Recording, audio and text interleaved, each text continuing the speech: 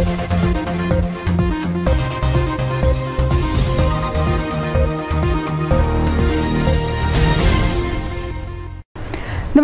मैं हूं आपके साथ जागृति मालविया। आइए नजर डालते हैं शहर की प्रमुख गतिविधियों पर। देवास रोड स्थित आश्रा होटल के पास रखे प्लास्टिक के पाइप और कचरे में अचानक आग लग गई। आग लगने की सूचना फायर ब्रिगेड को लगी और फायर ब्रिगेड मौके पर पहुंची और आग पर काबू पाया।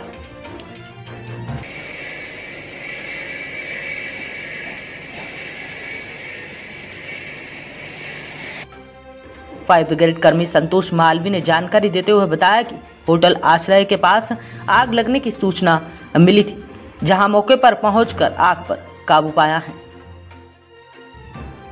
फायर ब्रिगेड में सूचना आई थी आग की कि आश्रय होटल के पीछे कई पाइप वगैरह में आग लगी है, लेकिन जब हम यहाँ पे पहुंचे तब हमने देखा कि यहाँ कचरे में आग लगी हुई है, झाड़ियों में आग लगी हुई है। हम तुरंत मौके पे पहुंची और आग बुझाई। युवक की मौत के मामले में प्रकरण दर्ज करने की मांग को लेकर परिजनों ने भैरवगढ़ थाने का घेराव कर चक्का जाम किया। भैरवगढ़ थाना क्षेत्र के अंतर्गत बांसखेड़ी गांव में गोपी नामक युवक की जली हुई अवस्था में लाश पुलिस को बरामद हुई थी, जहां जीवन और अंतर नामक उसके साथी घायल हो गए थे। घायल साथियों ने पुलिस को अलग अलग कहानियां बताई थी, जहां पुलिस ने घटना स्थल का रिक्रिएशन कर मामले की जांच कर घटना की असल वजह तलाशने की कोशिश की थी, लेकिन अब तक पुलिस किसी भी निर्णय पर नहीं पहुंची है। इसी के चलते मृतक गोपी के परिजनों ने भीम आर्मी और बलाई युवा संगठन के सदस्यों के साथ मिलकर पहले तो भैरवगढ़ और सिद्धवट जाने वाले मार्ग पर चक्का जाम किया, उसके बाद भैरवगढ़ थाने का घेराव किया। परिजनों का आरोप है कि जमीन विवाद के चलते ही अंतर और जीवन ने गोपी की हत्या की है। पुलिस का कहना है कि अभी कुछ रिपोर्ट आना बाकी है, जिसके आधार पर ही वरिष्ठ अधिकारियों के निर्देशानुसार ही प्रकरण दर्ज किया जाएगा। परिजनों ने मांग की है कि जीवन और अंतर पर गोपी की हत्या का प्रकरण दर्ज किया जाए। अगर प्रकरण दर्ज नहीं किया जाता है तो 7 दिन के भीतर तो भीम आर्मी और मृतक के परिजन कंट्रोल रूम का घेराव करेंगे।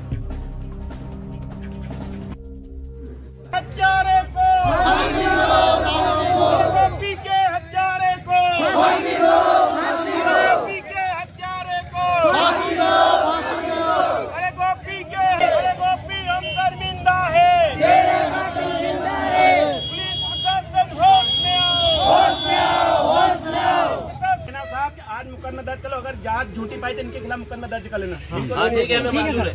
ये मान्य है। जांच रिपोर्ट बात करो भाई साहब, जांच तो 6 महीने साल भर लगेगा। कल से दूसरा वादों कर देगा तो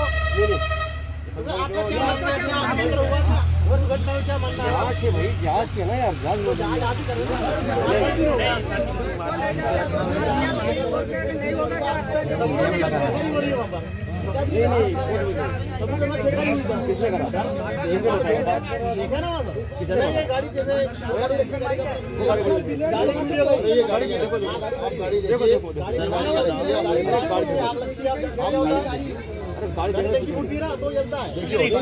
ने बोला कि वो रिपोर्ट गई है जांच होने के लिए, वो रिपोर्ट आने के बाद में मैं खुला करूंगी, उसके बाद पहले मैं अभी कुछ भी नहीं कर सकता। हमको 100% मालूम है जीवन और अंतर यही हत्या रहा है, इनके भाई परिवार सारे इसका हाथ है पूरा।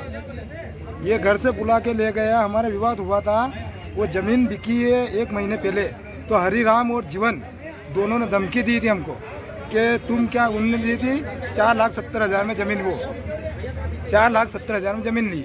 जमीन लेने के बाद में हमने किया सीधा का, हमारे पास थी जमीन, वो 4-5 साल से हमारे पास थी, तो जमीन का हमने लगा दिया 6 लाख रुपया, तो वो 6 लाख उनका ज़्यादा लगा तो उसने 6.5 लाख कर दिया। 6.5 लाख मेरा 2.5 लाख रुपया ज़्यादा दिलवाया तूने, तो देख लूँगी कि तुम्हारे पास क्या है। मेरे 12 बीघा जमीन बेची, 40-45 हज़ार रुपया में। 9 तारीख को एक एक्सीडेंट हुआ था, उसमें एक गोपी नामक व्यक्ति की मौत हो गई थी जलने का, और एक उसमें जो साथी अभी भी भर्ती है, तो बोले मुकदमा कायम करो, जांच उपरांत हम इसके अंदर जो भी होगा उचित प्रकार से हम इसके अंदर। शंका के आधार पर पूछताछ करने पर नौकरानी ने अपना जुर्म कबूल कर लिया है। पुलिस ने नौकरानी को हिरासत में लेकर नौकरानी के खिलाफ प्रकरण दर्ज किया है।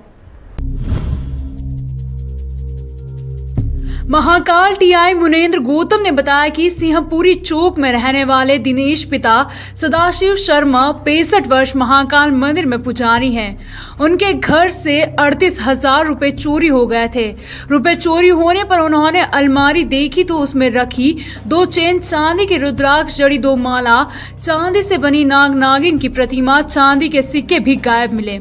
उन्होंने मामले की शिकायत थाने पहुंचकर दर्ज कराई और नौकरानी पर शंका जाहिर की। मामला जांच में लेकर नौकरानी को पूछताछ के लिए हिरासत में लिया गया तो वह टूट गई।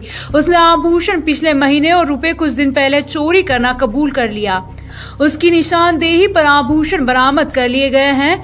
कुछ रुपए मिले हैं। शेष की बरामदगी का प्रयास किया जा रहा है। गुरुवार को न्यायालय में पेश किया जाएगा। बताया जा रहा है कि चोरी करने वाली नौकरानी कमलाबाई अधेड़ है। वह रालतरिया की रहने वाली है। 3 सालों से पुजारी के यहाँ साफ सफाई का काम करने आ रही है। आभूषण देख उसकी नीयत खराब हो गई थी। चोरी के बाद घर ले जाकर छुपा दिए थे। पुजारी को 1 माह तक आभूषण चोरी होने की जानकारी नहीं लगी। कुछ दिन पहले हजारों रुपए देख उसे भी चोरी कर लिए। जब रुपए गायब हुए और नहीं मिलने पर वह शंका के घेरे में आई है।